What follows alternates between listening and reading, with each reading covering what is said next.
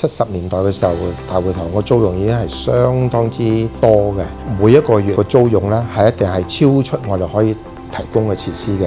佢作為第一座一個綜合性嘅場地咧，佢係對於香港嘅文化藝術嘅發展咧，其實影響非常之深遠嘅。喺觀眾拓展方面咧，對我哋係相當大嘅挑戰。觀眾入場咧，有時候都需要好多嘅教育嘅。我記得喺粵劇演出嘅時候咧，觀眾席裏邊仍然可以見到好多人咧係習慣咗睇戲棚嘅習慣，着拖鞋入嚟啦，剝花生啦，飲汽水啦。香港嘅文化藝術界嘅發展咧，亦都係一個好急速嘅發展嘅。大會堂要同場地伙伴佢哋嘅合作，係同以前運作一個大會堂咧係兩種不同嘅概念嘅。我覺得咧，作為藝術行政人員咧，要做好專業咧，係需要3個字：要有情、要有心、要有力。